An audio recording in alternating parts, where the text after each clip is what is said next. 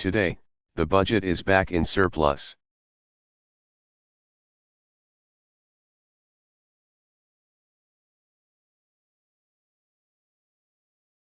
Parliament passed reforms to make the economy more competitive.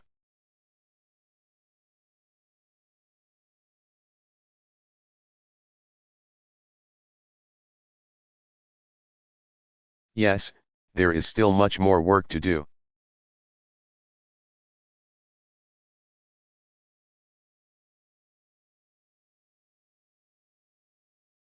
I want to commend Prime Minister Tsipras for the very difficult reforms.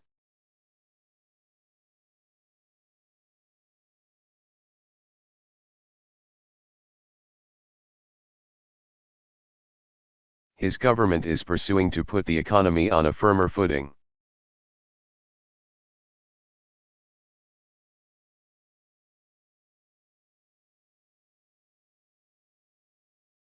Now, as Greece works to attract more investment, and to prevent old imbalances from re-emerging.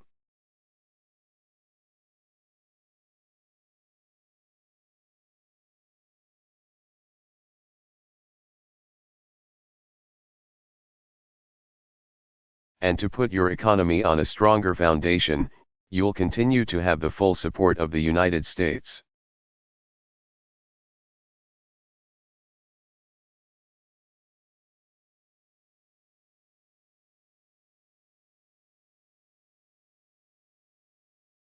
At the same time, I will continue to urge creditors to take the steps.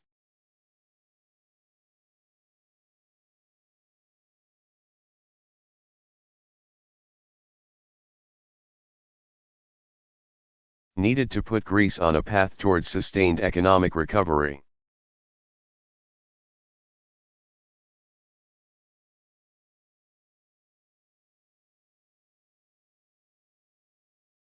As Greece continues to implement reforms, the IMF has said that debt relief will be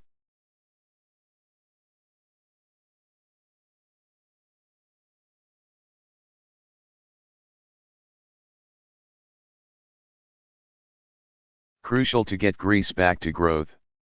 They are right. It is important because if reforms here are going to be sustained,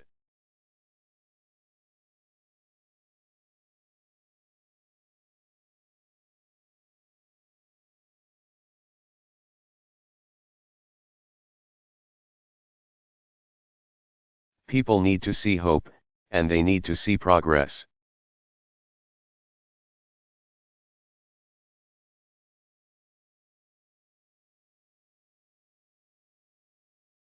And the young people who are in attendance here today and all across the country need to know.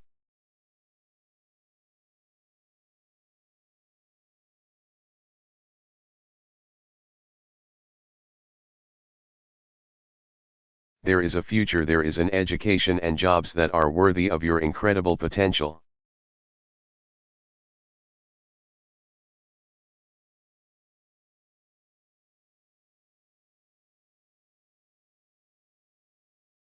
You don't have to travel overseas, you can put roots right here in your home, in Greece, and succeed.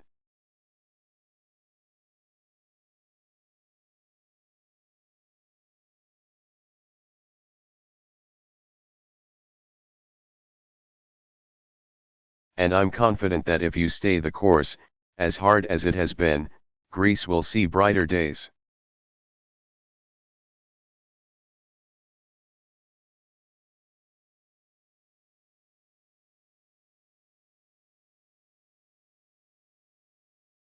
Because, in this magnificent hall and center, the symbol of the Greek culture and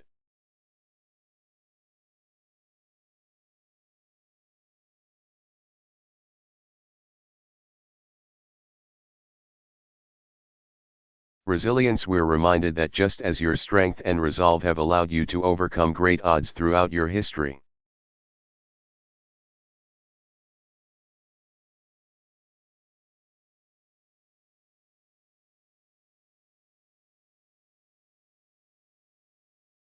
nothing can break the spirit of the Greek people.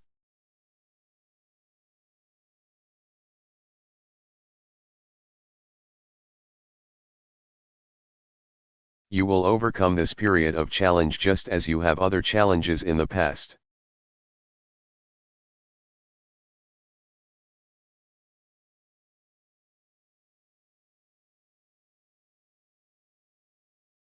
So economics is something that will be central to preserving our democracies.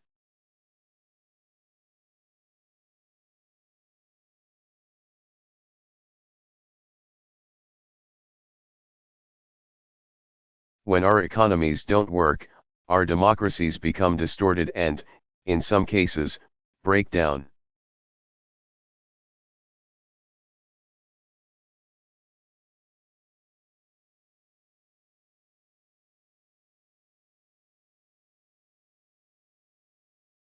But this brings me to another pressing challenge that our democracies face. How do we ensure that our diverse,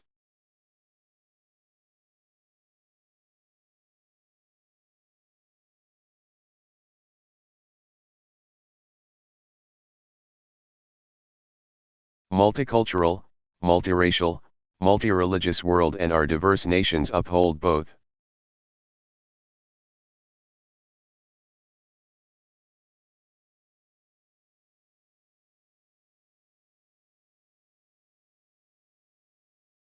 The rights of individuals and a fundamental civic adherence to a common creed that binds us together.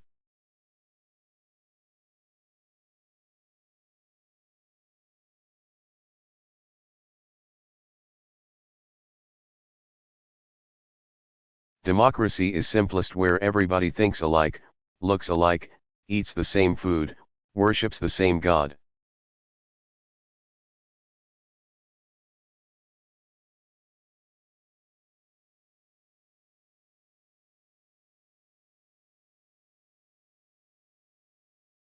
Democracy becomes more difficult when there are people coming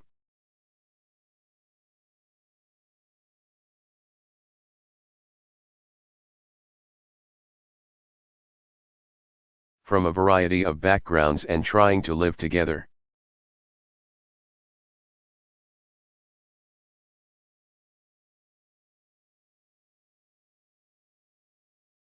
In our globalized world, with the migration of people and the rapid movement of ideas and cultures and traditions,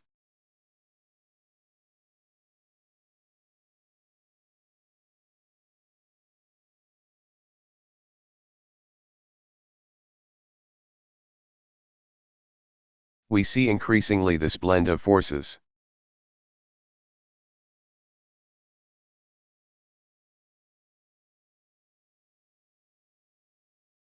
Mixing together in ways that often enrich our societies but also cause tensions.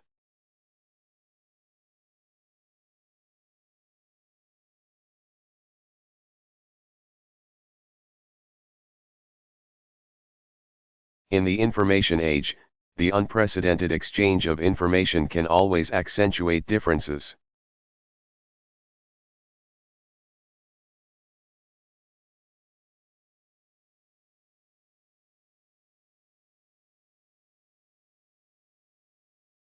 Or seem to threaten cherished ways of life.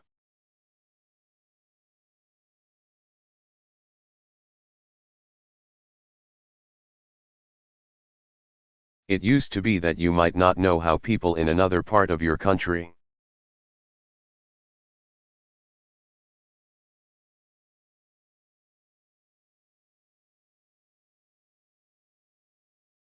or in the cities versus the countryside, were living.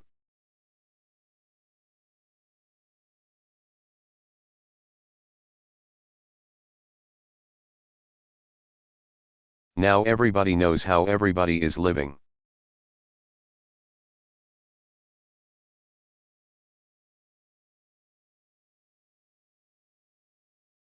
And everybody can feel threatened sometimes if people don't do things exactly the way they do things.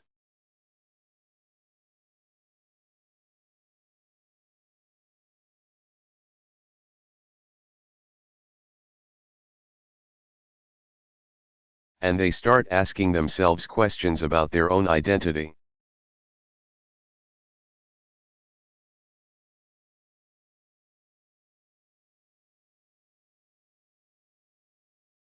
And it can create a volatile politics.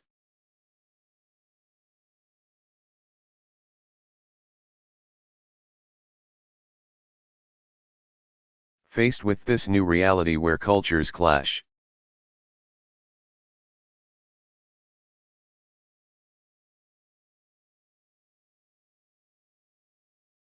it's inevitable that some will seek a comfort in nationalism or tribe or ethnicity or sect.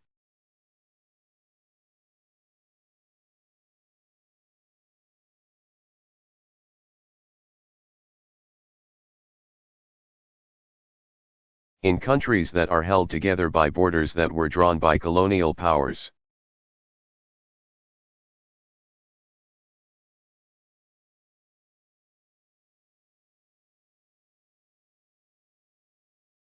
including many countries in the Middle East and in Africa, it can be tempting to fall back on perceived safety of enclaves and tribal divisions.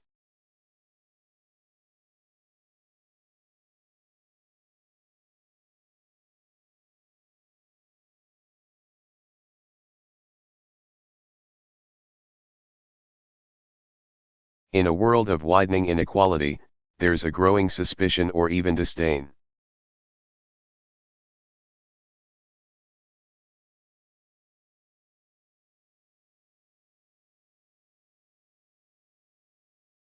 For elites and institutions that seem remote from the daily lives of ordinary people.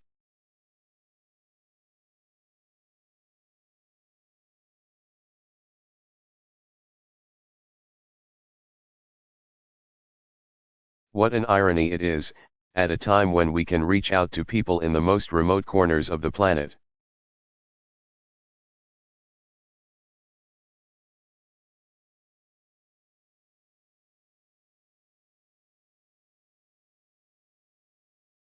So many citizens feel disconnected from their own governments.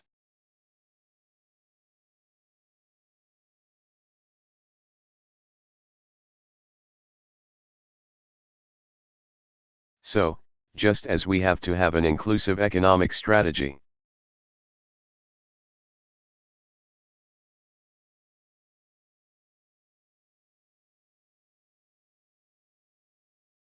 we have to have an exclusive political and cultural strategy.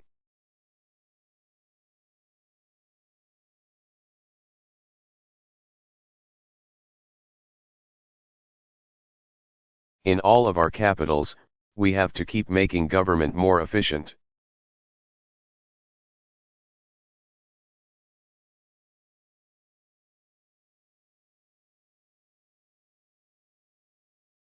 More effective in responding to the daily needs to citizens.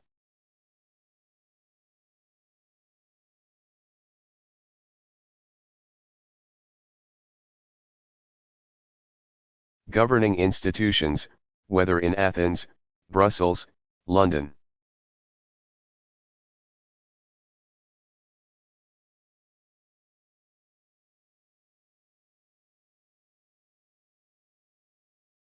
Washington, have to be responsive to the concerns of citizens.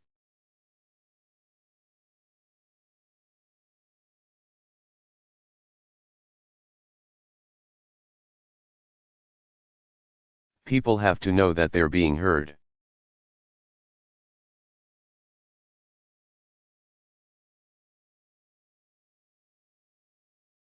Here in Europe, even with today's challenges, I believe that by virtue of the progress it has delivered,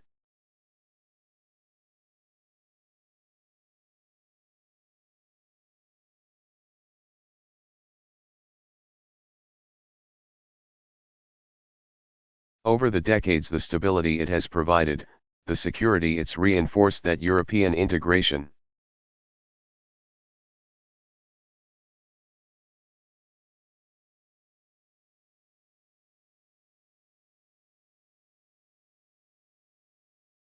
And the European Union remains one of the great political and economic achievements of human history.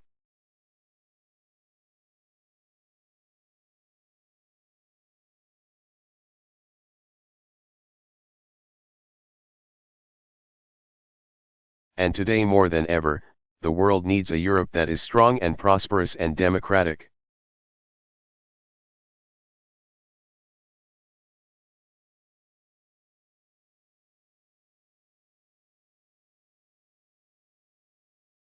But I think all institutions in Europe have to ask themselves.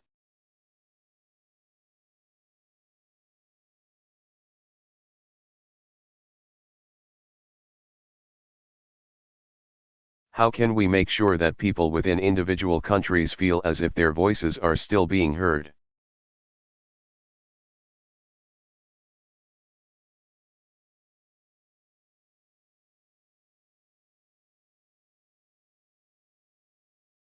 That their identities are being affirmed, that the decisions that are being made that will have a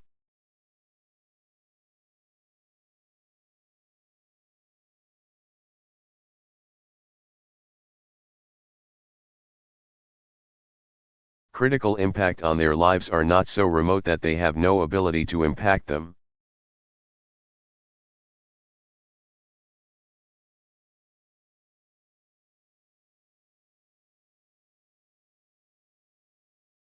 We have to make clear that governments exist to serve the interest of citizens, and not the other way around.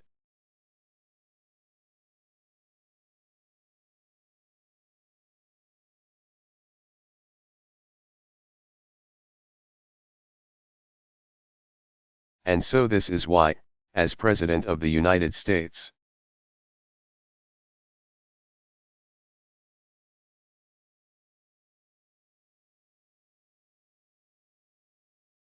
I've pursued initiatives like the Open Government Partnership that promotes transparency and accountability.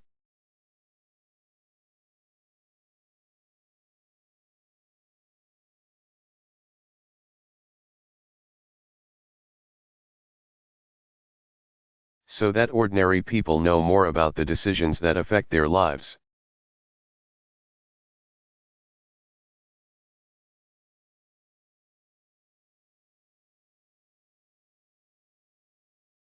That's why both at home and around the world,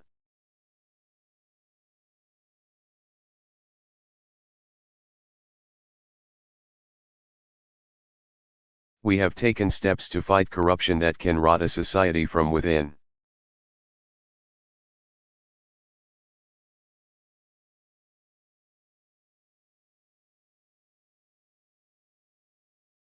As authoritarian governments work to close space that citizens depend upon to organize and have their voices heard.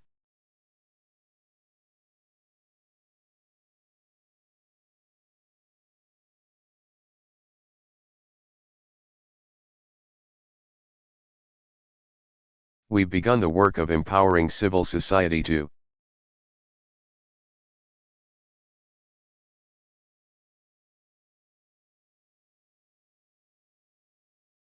defend democratic values and promote solutions to the problems within our communities.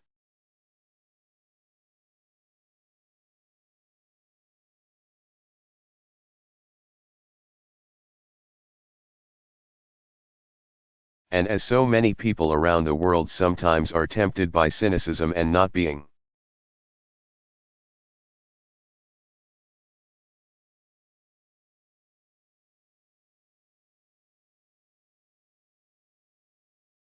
involved because they think that politicians and government don't care about them, we've created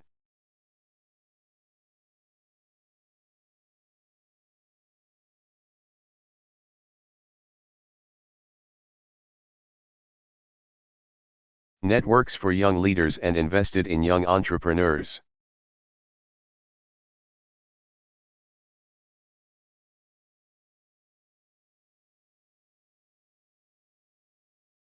Because we believe that the hope and renewal of our societies begins with the voices of youth.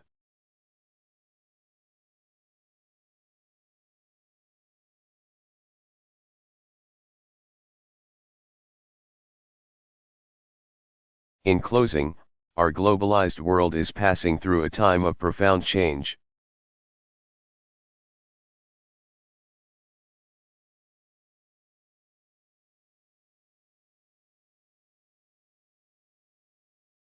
Yes, there is uncertainty and there is unease, and none of us can know the future.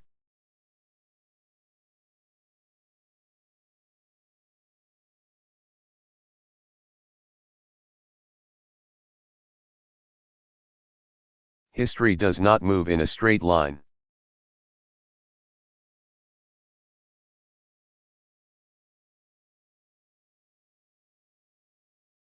Civil rights in America did not move in a straight line.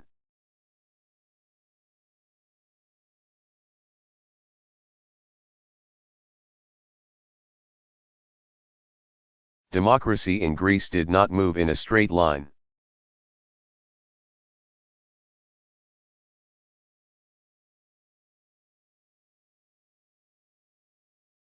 The evolution of a unified Europe certainly has not moved in a straight line. And progress is never.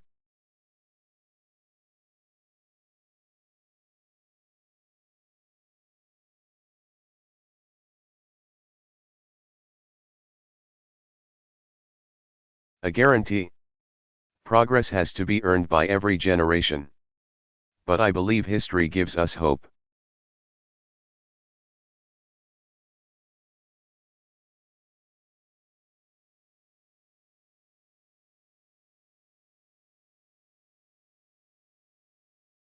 "25 centuries after Athens first pointed the way, 250 years after the beginning of the great American journey.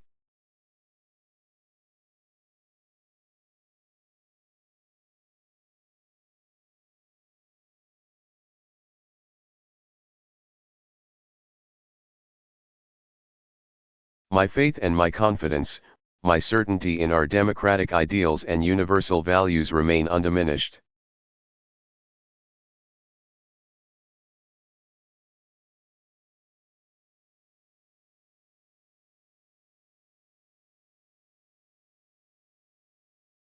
I believe more strongly than ever that Dr.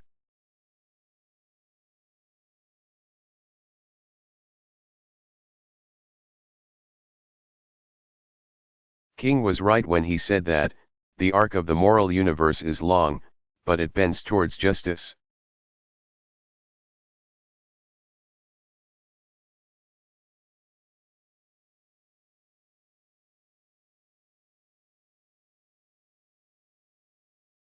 But it bends towards justice not because it is inevitable, but because we bend it towards justice.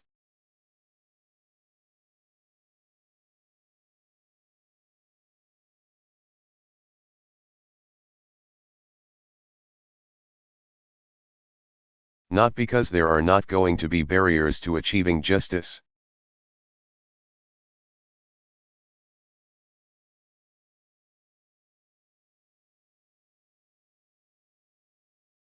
But because there will be people, generation after generation,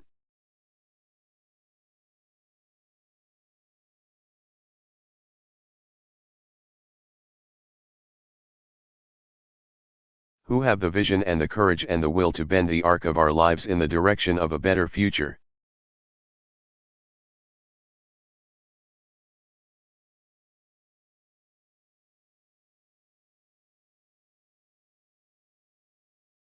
In the United States, and in every place I have visited these last 8 years, I have met citizens.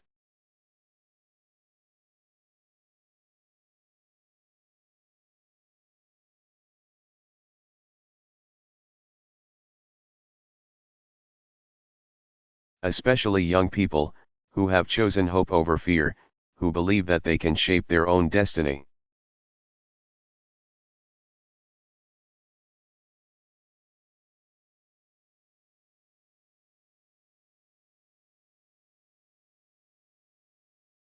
Who refuse to accept the world as it is and are determined to remake it as it should be.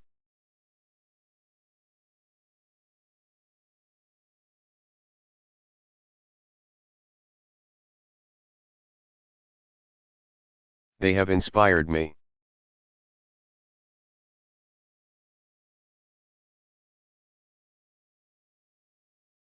In every corner of the world, I have met people who, in their daily lives,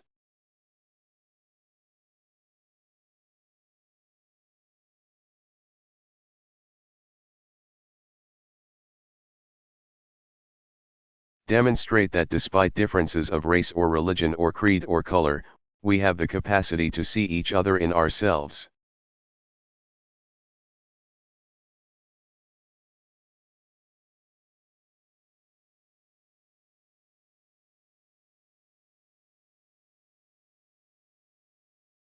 like the woman here in Greece who said of the refugees arriving on these shores.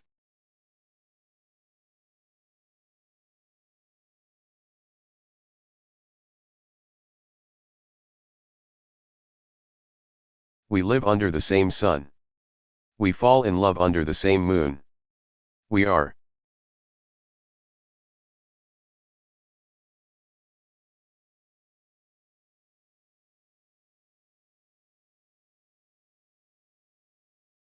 All human. We have to help these people. 5 women like that give me hope.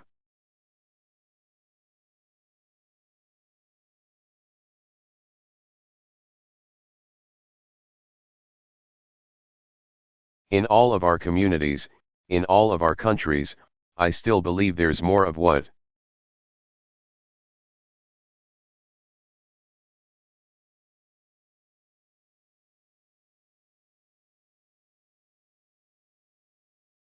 Greeks call philotimo love and respect and kindness for family and community and country.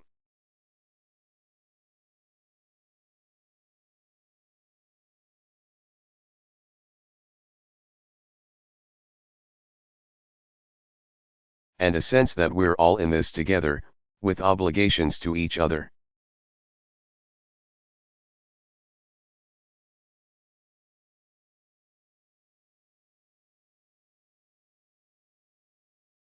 Philotimo, I see it every day and that gives me hope.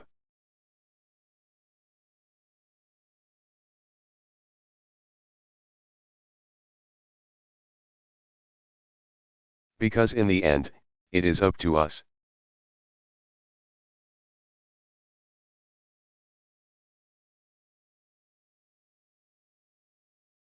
It's not somebody else's job, it's not somebody else's responsibility.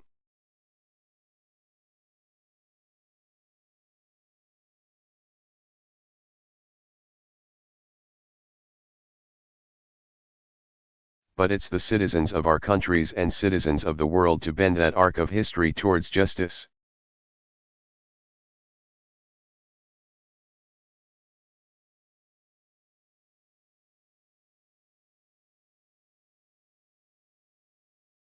And that's what democracy allows us to do.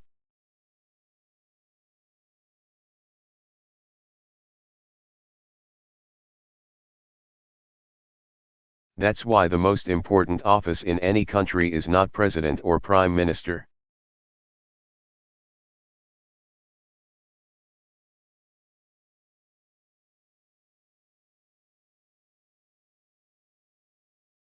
The most important title is citizen.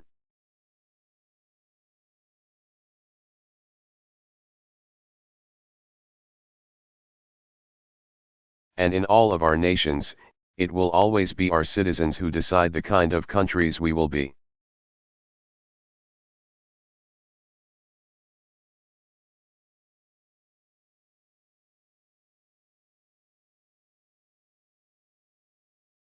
The ideals that we will reach for, and the values that will define us.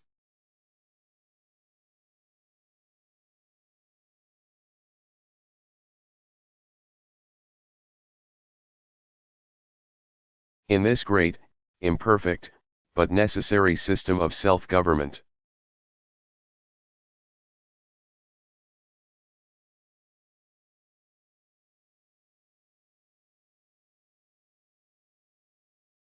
Power and progress will always come from the demos.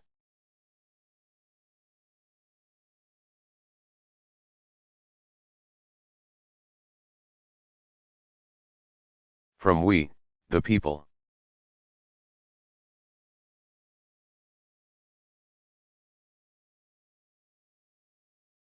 And I'm confident that as long as we are true to that system of self-government,